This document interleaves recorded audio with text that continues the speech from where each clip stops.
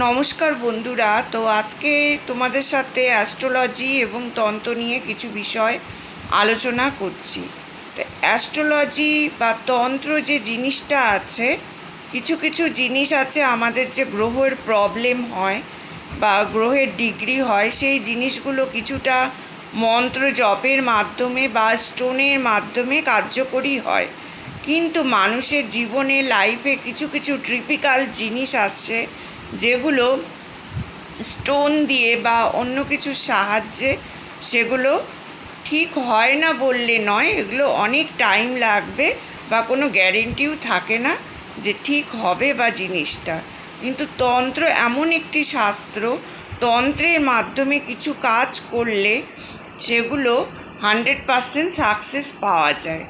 তো যখন কেউ অনেক প্রবলেমে থাকে, টিপিক্যাল প্রবলেম, কেউ ম্যারিটিক্যাল প্রবলেম বা আদার্স আর কি গুরুত্বপূর্ণ কিছু প্রবলেম আছে আর কি, অনেকের আছে যেগুলো কাউরির হাজব্যান্ড হয়তো পরকীয়ায় জড়িয়ে গেল বা কোনো স্ত্রী পরকীয়ায় জড়িয়ে গেল, বা আরও বেসিক্যালি আর কি বেশিরভাগই ম্যারিটিক্যাল যে প্রবলেমগুলো আছে,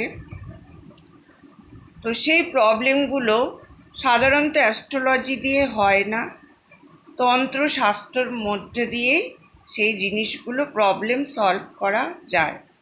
তো সেই কাজগুলি অনেক সময় করতে গিয়ে এমন এমন আর কি ব্যক্তিত্ব আসে, তারা সেই স্বাস্থ্য সম্পর্কে অজ্ঞাত থাকে বা অনেক কোশ্চেন করে, যেগুলো সব কিছুর তো উত্তর দেওয়া সম্ভব নয়। আর সাধারণত তাদেরকে বিভিন্ন দিক থেকে বুঝিয়ে বলা যেতে পারে, তাহলেই তারা হয়তো বিশ্বস্ত হবে। অনেকের ধ্যান ধারণা থাকে তন্ত্র মানেই হলো খারাপ, তন্ত্র মানে অনেক খারাপ দিক আছে।